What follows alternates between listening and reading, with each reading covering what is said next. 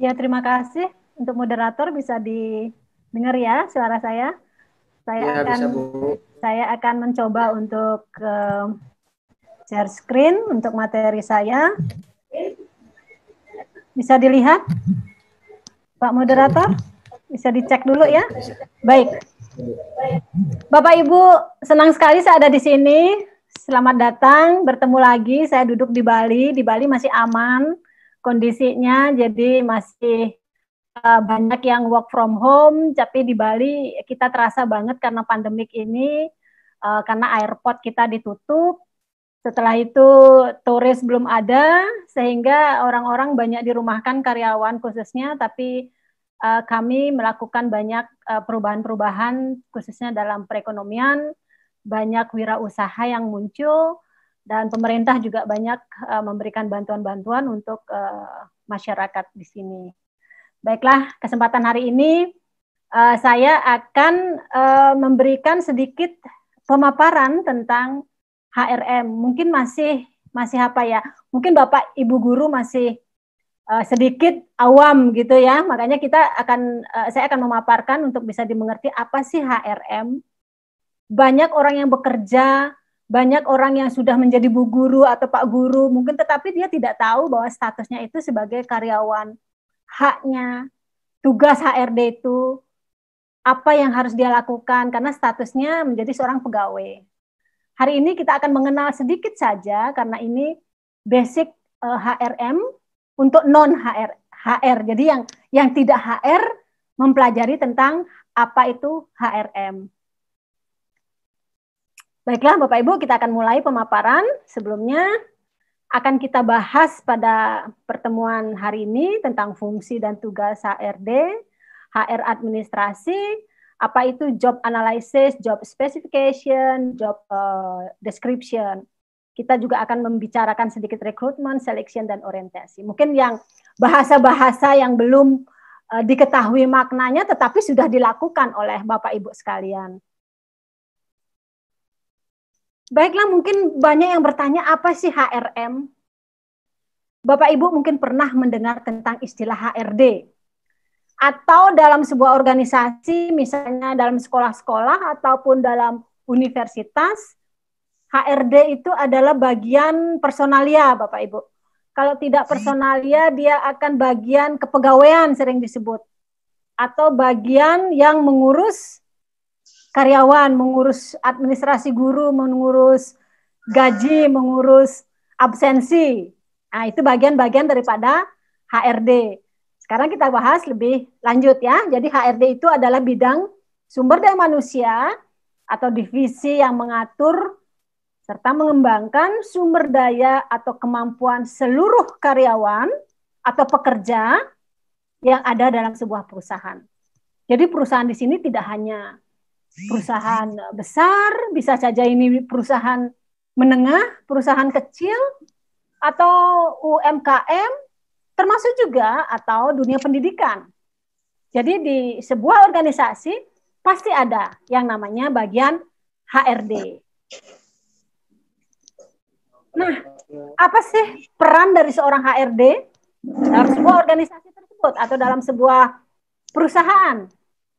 Peran HRD sangat penting sekali, Bapak Ibu. Seandainya dalam suatu organisasi tidak ada yang namanya HRD, maka karyawan tidak ada yang mengurus. Tidak saja hanya dengan administrasi kekaryawanan, contohnya datang, absen, sakit, lembur, ataupun kepangkatan mungkin, ataupun kenaikan jabatan. Nah, itu adalah peranan penting di mana HR itu harus ada. HR itu harus berperan atau harus melakukan tugas-tugas itu untuk menangani siapa sih yang ada di organisasi. Untuk menangani karyawan, untuk menangani pegawai atau istilahnya untuk menangani orang-orang yang ada dalam organisasi tersebut. Itu perannya sangat berarti sekali. Misalnya kita minta surat keterangan, Bapak Ibu guru misalnya, minta surat keterangan kerja atau surat keterangan untuk melengkapi proses kenaikan jabatan. Nah, itu HRD yang harus menyiapkan. Atau masa kerja misalnya. Ibu pengen diskusi, kontrak kerja Bapak Ibu habis, ataupun Bapak Ibu minta data karyawan, ataupun tunjangan misalnya, tunjangan lainnya belum ada. Nah, itu salah satu juga peran-peran HRD di dalam sebuah organisasi. Tetapi banyak orang yang tidak mengetahui itu. Termasuk juga bagaimana hak Bapak Ibu menjadi seorang karyawan. Misalnya, saya karyawan sebuah sekolah. Apakah Bapak Ibu pernah memikirkan kontrak saya seperti apa? Hak saya apa saja? Kewajiban saya apa saja? Apakah saya dilindungi Undang-Undang Tenaga Kerja? Apakah saya dibayar lembur? Nah, itu peran juga, peran balik Bapak Ibu sebagai pegawai, sebagai karyawan dalam sebuah organisasi yang harus Bapak Ibu ketahui. Di mana bisa konsultasi? Ya HRD. Orang pertama yang harus dihadapi oleh karyawan atau pegawai dalam sebuah organisasi adalah HRD. Atau istilahnya banyak yang mengatakan, oke, bagian personalia, atau bagian kepegawaian, atau bagian administrasi, atau bagian apa. Mungkin setiap organisasi menyebutnya dengan berbeda-beda. Baiklah, untuk mengetahui tugas dan tanggung jawab HRD itu apa saja sih, agar Bapak Ibu misalnya sebagai pegawai nggak bingung, oh saya harus nanya nih kemana nih, saya punya pertanyaan ini, saya harus melengkapi administrasi saya, kemana saya harus bertanya. Nah, agar tidak salah kamar, makanya ini kita harus mengetahui tugas dan kewajiban HRD di dalam pengadaan karyawan, Bapak Ibu. HRD itu mempunyai tugas pengadaan karyawan, misalnya, oh saya kekurangan guru di sekolah ini, oh saya kekurangan dosen. Nah, yang berperan mengadakan ini adalah HRD. Bagaimana dia mengadakan? Mungkin dengan dia akan berkonsultasi dengan setiap prodi. Setiap prodi dia akan, oh saya ini kekurangan karena mahasiswa saya sekian, persentase dosen saya harus sekian, saya butuh dosen yang S3 sekian, atau saya butuh dosen S2 sekian. Siapa yang mencari? HRD. Ya? Siapa yang menyeleksi? HRD. Dari HRD, dari awal pengadaannya, sudah datanya sudah lengkap, sudah spesifikasinya, sudah syarat-syaratnya memenuhi. HRD baru dilempar ke atasan, lebih atas, atau kepala sekolah yang menginterview terakhir, ataupun rektor yang menginterview terakhir, karena ini tahap awal itu selalu ada di HRD dalam pengadaan karyawan. Nah, berikutnya tentang pengembangan karyawan. Bapak Ibu sebagai guru juga perlu dikembangkan ya. Jadi siapa yang mengembangkannya? Tugasnya ini bagian personalia atau bagian kepegawaian. Oh, jadwal sekarang pelatihan. Oh, Bapak Ibu harus dikirim untuk mengikuti pelatihan ke sini, ke sana, programnya ini. Kalau tidak pelatihan, Bapak Ibu harus mengikuti mungkin workshop dalam beberapa hari, atau praktikum.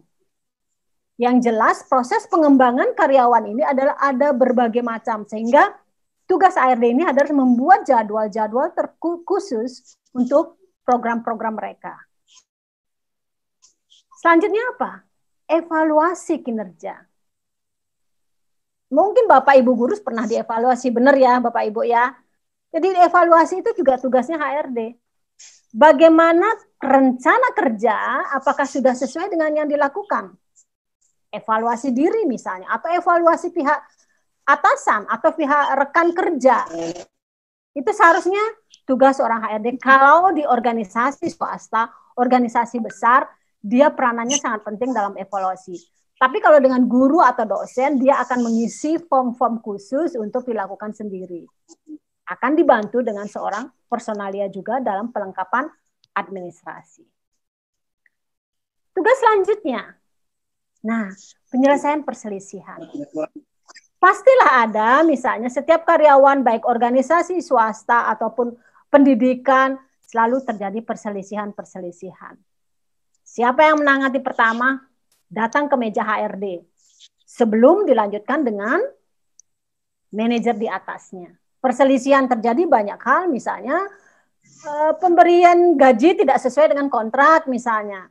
Atau perselisihan jam kerja melebihi kontrak yang ditentukan. Perselisihan tidak saja administratif, tetapi perselisihan bisa jadi di antara karyawan.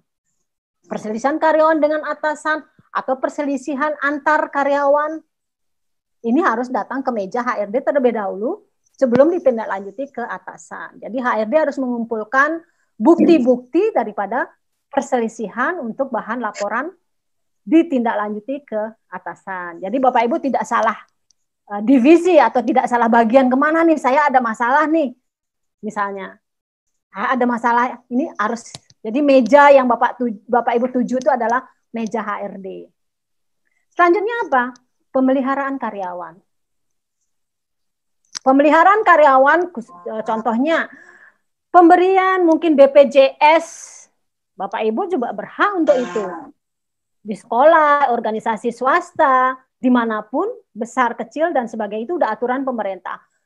Pemeliharaan Bapak Ibu dipelihara dalam artian kesehatan ya. Bapak Ibu plus suami atau istri plus anak. Setelah itu BPJS TK. Nah itu pemeliharaan gimana lagi? Asuransi lainnya mungkin. Atau THR. Atau ada bonus. Atau nilai mengajar. Ya, dengan seperti itu HRD perannya sangat berat sekali di sini Bapak Ibu ya. Dia yang menentukan pada saat Bapak Ibu, oh jadwal mengajarnya sekian, oh total sekian, dirupiahkan menjadi sekian, dia akan lapor ke accounting. Jadi hal-hal kegiatan pemeliharaan seperti itu misalnya juga olahraga atau dalam kegiatan kekeluargaan, itu ada beberapa proses pemeliharaan karyawan.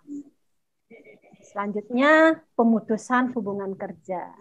Jadi pemutusan hubungan kerja juga tugasnya HRD Bapak Ibu. Misalnya dia sudah kontraknya habis. Atau dia melanggar aturan berat, harus diputus hubungan kerja. Siapa yang punya tugas? HRD yang harus menyiapkan semua dokumen-dokumen atau bayaran-bayaran, karena dalam pemutusan hubungan kerja harus ada pesangon, dan hitungan-hitungan bonus dan sebagainya. Itu tugasnya bagian personalia. Ya, jadi semoga Bapak Ibu ada bayangan ini apa sih tugas dan tanggung jawab HR, dan kalau saya sebagai pegawai itu kemana saya harus menghadap, ke mejanya siapa nih kalau saya menghadapi permasalahan terkait dengan status saya sebagai seorang karyawan. Baik Bapak Ibu, kita akan lanjut. HR Administration ini adalah pekerjaan administrasi yang selalu dilakukan oleh HR atau divisi HRD atau divisi personalia. Bapak Ibu perlu ketahui agar Bapak Ibu juga sebagai karyawan, status karyawan di sebuah organisasi itu bisa mengetahui apa-apa saja yang menjadi pekerjaan administrasi HR. Kontrak kerja pertama. Setiap karyawan harus selalu diikat dengan yang namanya kontrak kerja. Entah itu karyawan harian, entah itu karyawan mingguan, entah itu karyawan bulanan, entah itu apalagi tahunan. Jadi kontrak kerja itu adalah kunci bukti tertulis Bapak Ibu bekerja dalam sebuah organisasi. Berdasarkan kontrak kerja, Bapak Ibu sebagai pegawai mengetahui hak saya apa, kewajiban saya apa? Karena di kontrak kerja dijelaskan. Kewajiban mengajar sekian jam per minggu. Jadi hak Bapak Ibu juga ditulis. Oh, mengajar sekian jam seminggu diberikan fee ataupun honor sekian. Misalnya sekarang kewajiban setiap hari Minggu misalnya. Ditulis semuanya. Setahun sekali memberikan laporan ini, harus upload ke sini. Harus membuat bahan ajar, harus membuat semuanya kewajiban ditulis dalam kontrak. Dan kakak hak para Bapak Ibu juga, misalnya dalam sekian dapat gaji pokok sekian, dapat semuanya ditulis di dalam kontrak kerja. Jadi kontrak kerja persiapan ini adalah disiapkan oleh bagian HRD. Berikutnya data karyawan. Bapak Ibu mungkin tidak banyak yang mengetahui kenapa pentingnya administrasi data karyawan ini. Sangat penting Bapak Ibu. Pengalaman saya pernah jauh, saya pernah di Papua Barat, karyawan di sana cukup banyak, ratusan, mungkin sampai 500. Setelah itu saya harus lewat pulau-pulau saya. Nah, perlunya apa? Data karyawan.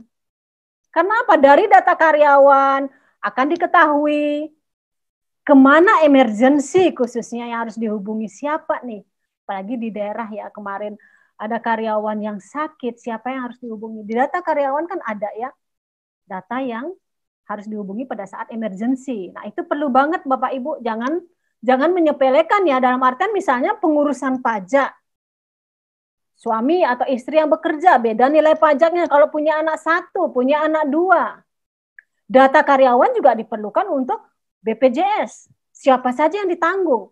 Nama istri, nama suami, anak juga. Jadi data karyawan ini detail daripada dilengkapi dengan formulir-formulir biasanya yang harus diisi, dokumen-dokumen yang harus disertakan, misalnya KTP, KK, NPWP, dan sebagainya. Biasanya data karyawan ini disimpan oleh bagian HRD dalam sebuah folder ataupun soft copy ataupun hard copy-nya. Selanjutnya, proses administrasi. Proses administrasi ini menyangkut juga Bapak Ibu penggajian, ya, dan juga prosedur-prosedur kerja. Administrasi prosedur kerja itu tertulis. Misalnya pada saat mungkin prosedur mengajarnya gimana nih, Bapak Ibu akan dikeluarkan seperti pandemik, harus mengajar online. Itu tugas HRD membuat sebuah prosedur. Kalau di universitas itu kan prosedur dipegang oleh UPM ya. Unit penjaminan mutu, dia yang membuatkan sebuah prosedur penerimaan karyawan, prosedur penerimaan dosen, prosedur misalnya online mengajar, dan prosedur-prosedur lainnya. Banyak prosedur, jadi tugasnya itu adalah di dalam organisasi itu HR.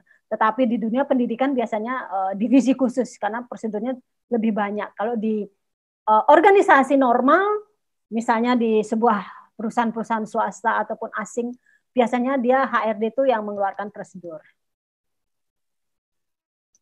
Bapak Ibu, mari kita bahas sedikit saja tentang job analysis. Mungkin pernah mendengar ya, job analysis, description, specification. Kita bahas sedikit saja karena ini terlalu general sekali untuk hanya diketahui yang non-HR ya Bapak Ibu. Job analysis. Mungkin Bapak Ibu pernah melihat seorang accounting pada sebuah organisasi. Saya akan berikan contohnya misalnya. Job analysis ini apa sih? Menetapkan uraian jabatan, pekerjaan, persyaratan jabatan, dan aspek lain terkait jabatan tersebut. Bagian accounting. Saya berikan contoh. Di sana akan diuraikan. Bagian accounting itu apa sih? Bekerja dengan siapa sih? Dia harus koneksinya di bagian apa? HRD. Contohnya, ada sebuah posisi HRD staff. Koneksi HRD dalam sebuah koneksi kerja itu Bapak Ibu bisa lihat di dalam sebuah struktur organisasi pasti ada. HRD koneksinya kemana nih? Oh, dia harus kerjasama dengan accounting. Dari laporan HRD absensi akan dikirim ke accounting untuk dibayar. Nah, itu uraian pekerjaan atau sebuah jabatan dalam sebuah organisasi. Misalnya kasir. Kasir, oh koneksinya ke accounting. Dia harus menyiapkan laporan keuangan. Atau kasir koneksinya ke bagian purchasing, pembelian. Atau kasir koneksinya kemana nih? Alurnya. Ya, itu namanya job analysis. Bagaimana dengan job description? Job description itu adalah uraian pekerjaan Bapak Ibu. Saya jadi guru nih, uraian pekerjaan saya apa? Mengajar, menyiapkan bahan ajar, menyiapkan bahan praktek, menyiapkan kelas, membimbing anak didik. Ya, jadi itu ada uraiannya. Accounting misalnya. Oh, harus membayar listrik, membayar telepon, membayar gaji, membayar lembur. Atau HRD misalnya. Menyusun jabatan. Absensi juga. Menyusun, menghitung gajinya, menghitung lemburnya. Itu setiap jabatan, entah itu staff, entah itu manajer, itu diuraikan. Nah, terakhir, job specification. Specification itu artinya spesifik daripada sebuah jabatan. Misalnya, accounting. Oh, saya perlu accounting nih. Apa spesifikasi? Dia harus brevet A, dia harus S1 accounting dari universitas terkemuka misalnya. Dia harus berpengalaman 3 tahun. Dia harus pernah bekerja di finance misalnya. Dia harus bisa menyiapkan laporan keuangan. Nah, itu adalah syarat-syarat apa sih yang dibutuhkan agar seseorang bisa menjabat atau menduduki jabatan posisi tersebut. Misalnya guru, syaratnya apa? Usia tidak boleh lebih dari ini, pendidikan harus seperti ini, atau pernah misalnya bekerja atau menjadi guru atau menjadi tenaga pendidik, non guru misalnya, ataupun harus bisa membuat bahan ajar dan sebagainya. Itu adalah spesifikasi daripada sebuah jabatan. Nah, Bapak Ibu, bagaimana sih pengadaannya? Ini adalah proses rekrutmen. Bapak Ibu sudah tahu, tadi kita sudah sebutkan pengadaan karyawan sebuah organisasi dari proses rekrutmen. Sumber tenaga kerja, apakah dari internal, misalnya ada lowongan guru, oh dari internal guru nih, si A ada temen nggak dengan syaratnya seperti ini, dia minta koneksi, dia minta hubungan dari internal. Terus berikutnya proses seleksi, lihat administrasinya. Oh sesuai kok, dia tamatnya, oh baru 3 tahun lalu tamat. Apakah kita akan ambil yang baru 3 tahun lalu tamat atau sudah S2-nya 10 tahun lalu? Nah 10 tahun lalu kita lihat, sudah tersertifikasi nggak? Atau sudah mengikuti pelatihan-pelatihan nggak? Atau masih update nggak? Dengan kita bandingkan yang tamat misalnya 2 tahun, 3 tahun lalu. Nah ini seleksinya administratif. Sesuai nggak yang kita butuhkan? Setelah itu barulah persiapan administrasi. Sebelum dia datang bekerja pada kita, harus administrasi. Oh, suruh dia melengkapi data keluarga, suruh dia mengisi formulir data karyawan, suruh dia masuk jam sekian mungkin. Setelah itu baru administrasi. Oh ini kontrak Bapak ya, bacakan kontraknya sebelum tanda tangan. Nanti penggajiannya setiap tanggal sekian ya, Bapak ngumpul nomor rekening ya. Nah seperti itu di administrasi sekali. Orientasi dan penempatan. Ini penting sekali Bapak Ibu. Orientasi misalnya ada orang baru datang nih ujuk-ujuk masuk organisasi kita. Tetapi kita nggak tahu, dia bingung. Ini perusahaan apa? Nah perusahaan HRD ini harus bisa, oh Bapak ini adalah sekolah kita seperti ini, kepala sekolah kita namanya ini ruangan kepala sekolah kita di sini, ruangannya. Kalau Ibu perlu dengan keuangan di sini ya Bu, kalau Ibu ngisi ruang gurunya di sini ya Bu, atau ruangan ini segini. Guru-guru ada sini. Jadi orientasi ini adalah menjelaskan sebelum dia masuk ke bekerja pada sebuah organisasi agar dia tidak blank, tidak tahu, dia bingung ini organisasinya apa. Jadi sebelum ditempatkan, baru Bapak Ibu harus memberikan seorang HRD ya, memberikan orientasi. Bapak Ibu mengajarnya besok jam sekian ya, kelas yang Bapak Ibu bimbing sekian. Jadi jumlahnya sekian. Mungkin jelaskan anak didiknya seperti ini, usia anak didiknya. Jadi rata-rata kemampuan anak didik seperti ini. Seperti itu. Baiklah Bapak Ibu, sudah semua materi saya sudah sampaikan. Jadi semoga mendapatkan, jadi ada bayangan sedikit. Jadi seorang karyawan mengetahui tentang HR itu apa, HRD itu apa, bagian kepegawaian itu apa, atau Bapak Ibu akan memulai karir di bidang HR. Jembatan